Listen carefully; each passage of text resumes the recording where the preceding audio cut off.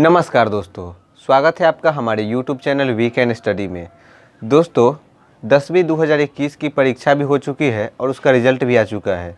दोस्तों अब समय है ITI प्रवेश परीक्षा 2021 के फॉर्म भराने की। तो दोस्तों आप यह जानते हो कि अगर ITI की परीक्षा का फॉर्म आप भरते हैं उसमें एडमिशन के लिए, बिहार ITI के लिए, तो आपको उसकी तैयारी भी करनी होती है, क्योंकि उसका जो क्वेश्चन का लेवल होता है वो बोर्ड के लेवल से थोड़ा सा ऊपर का होता है। तो आज से हम लोग ITI प्रवेश परीक्षा 2021 की तैयारी करेंगे, जिसमें से मैथमेटिक्स में से सबसे पहला चैप्टर है संख्या पद्धति, जिसको हम आज डिस्कस करेंगे। संख्या पद्धति के क्वेश्चन में चलने से पहले हम थोड़े से थ्योरेटिकल चीज़ें जान लेंगे जो कि हमें क्वेश्चन को बनाने में यूज होंगे, जिसमें सबसे पहला चीज़ है प्राकृत संख्या। दोस्तों प्राकृत संख्या आपने बचपन से ही पढ़ा होगा कि प्राकृत संख्या ऐसी संख्या होती है जो गिनती की जाती है, जैसे कि 1, 2, 3 इस तरह से गिनती करने वाली जितनी भी संख्या होती है उसे हम प्राकृत संख्या कहते हैं। तो यह एक बहुत ही आसान कॉन्सेप्ट है। उसके बाद आती है पूर्ण संख्या।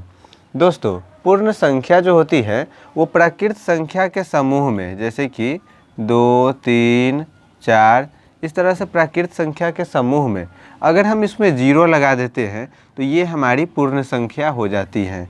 तो आपको इन सारी चीज़ों का इस्तेमाल प्रश्न में कहीं ना कहीं मिल सकता है, इसलिए हम ये सारी चीज़ें जान लेते हैं। उसके बाद आते हैं पूर्णांक की ओर। दोस्तों यहाँ तक हमने प्राकृत संख्या और पूर्ण संख्या पढ़ा था। अब यहाँ पे ये जो पूर्णांक है ये हमारा कहता है कि कोई भी संख्या, जैसे कि हमारा पूर्ण संख्या है, पूर्ण संख्या में अगर सेम चीज़ें जो प्राकृत संख्या यहाँ से है ये अगर निगेटिव में भी पीछे लग जाए, जैसे ...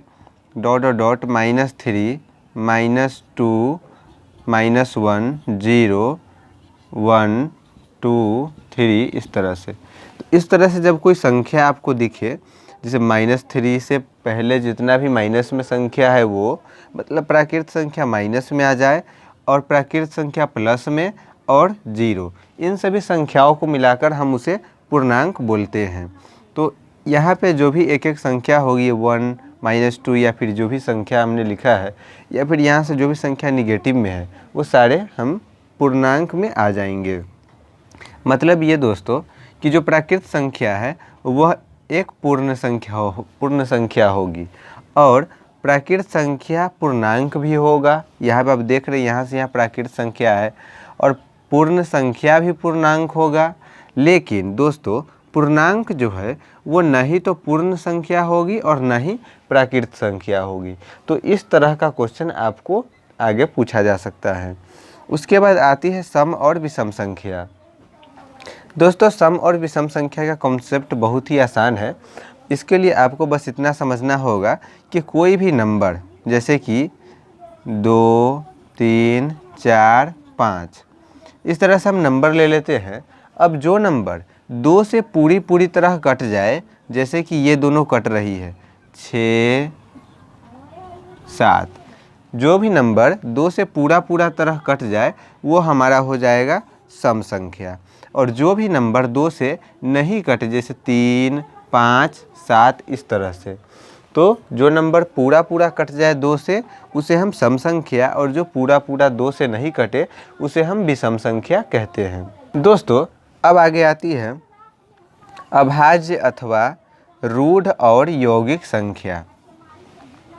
दोस्तों जो अभाज्य संख्या होती है यहाँ पे आपको साफ आपको दिख रहा है कि भाज्य मतलब भाग लगना और अ का मतलब न, मतलब ऐसी संख्या जिसमें भाग न लगे। अब किससे भाग न लगे ये चीज़ें हम इसमें डिस्कस करते हैं। दोस्तों कोई भी संख्या जिसमें एक और स्वयं, किसी संख्या में अगर सिर्फ एक और खुद को छोड़कर किसी और संख्या से भाग नहीं लगता है तो वह संख्या अभाज्य संख्या हो जाएगी। जैसे कि हमारा अगर मान लीजिए 7 ले लेते हैं तो 7 में हम या तो 1 से भाग दे सकते हैं या फिर 7 से भाग दे सकते हैं। इसमें और किसी संख्या से भाग नहीं लगेगा तो 7 क्या हो जाएगी, एक अभाज्य संख्या हो जाएगी। यहीं पे दूसरा उदाहरण अगर हम 9 ले लेते हैं। तो 9 में यहाँ पे आप देख रहे हैं कि 1 से भी भाग लग रहा है, उसके बाद 3 से भी भाग लग रहा है और 9 से भी भाग लग रहा है। तो यहाँ पे 1 और 9 के अलावा 3 है, उससे इसमें भाग लग रहा है। तो यह एक अभाज्य संख्या जिसे हम यौगिक संख्या बोलते हैं, ये हो जाएंगी। मतलब दोस्तों अभाज्य संख्या जिसमें एक और स्वयं को छोड़कर किसी और से भाग न लगे, और यौगिक संख्या या फिर इसको भाज्य संख्या बोल सकते हैं जिसमें एक और स्वयं को छोड़कर किसी और से भी भाग लगे। चलिए दोस्तों अब भिन्न की तरफ चलते हैं। दोस्तों भिन्न के बारे में कॉन्सेप्ट हमारा सीधा है कि भिन्न जो है वह एक जो भी हमारा कोई भी पूर्णांक या फिर कोई भी नंबर है, कोई भी प्राकृत संख्या है, पूर्णांक है, सम या विषम संख्या, जो भी संख्याएं हैं, उसमें किसी अन्य संख्या से अगर भाग दे दिया जाए और वह पूरी तरह नहीं कटे तो इसे हम भिन्न बोलेंगे। भिन्न का जो फॉर्मेट है वह a/b के रूप में होता है। इसके बाद हम आते हैं परिमेय और अपरिमेय संख्या। परिमेय संख्या दोस्तों p/q के रूप में होता है। दोस्तों अगर कोई संख्या p/q के फॉर्म में आ जाए और यहाँ पे देखिए भिन्न में कोई कंडीशन नहीं है कि यहाँ पे a और b क्या होगा, लेकिन यहाँ पे परिमेय संख्या में कुछ कंडीशन है कि p/q के रूप में तो ये आ जाए, बट p जो है, p और q ये दोनों क्या हो, पूर्णांक हो। p और q क्या होना चाहिए, पूर्णांक होना चाहिए। और दूसरा कंडीशन है q not is equal to 0। यहाँ पे q 0 के बराबर नहीं होना चाहिए। तो हमारे पास दो कंडीशन है परिमेय संख्या में कि p/q के फॉर्मेट में होना चाहिए और p और q पूर्णांक होना चाहिए, q not is equal to 0 होना चाहिए। दोस्तों और अगर हम अपरिमेय संख्या की अगर बात करें तो अपरिमेय संख्या में ये ठीक इसके विपरीत होता है। मतलब कि ऐसी संख्या जिसे p/q के रूप में नहीं लिखा जा सके, नहीं लिखा जा सके, ऐसी संख्या जिसे p/q के रूप में नहीं लिखा जा सके। और सेम ये सारी कंडीशन कि p and q not is p and q ये पूर्णांक होगा और q not is equal to 0। तो जो संख्या जिसे p/q के रूप में नहीं दर्शाया जा सके उसे हम लोग अपरिमेय संख्या कहते हैं। अब दोनों का एक एक एग्जाम्पल ले लेते हैं। यहाँ पे आप देख सकते हैं कि 3/5 जो है एक परिमेय संख्या होगा, क्योंकि 3 और 5 दोनों पूर्णांक है, या फिर -3/5 ले सकते हैं, दोनों पूर्णांक है। और यहाँ पे ये q not is equal to 0 है, तो ये एक परिमेय संख्या हो जाएगा। पर यहीं हम रूट अगर 5 की बात करें तो यहाँ पे नहीं, तो यहाँ पे √5 पूर्णांक है और इसे p/q के रूप में भी नहीं लिखा जा सकता है, इसीलिए ये जो संख्या है हमारा वो अपरिमेय संख्या हो जाएगा।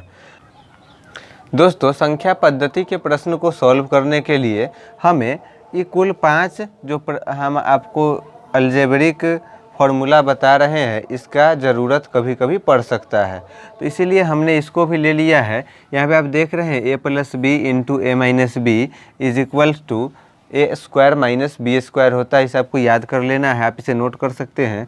उसके बाद a+b का whole square is equal to a² + b² + 2ab, a-b का whole square is equals to a² + b² - 2ab, a+b का whole cube is equals to a³ + b³ + 3ab into a+b।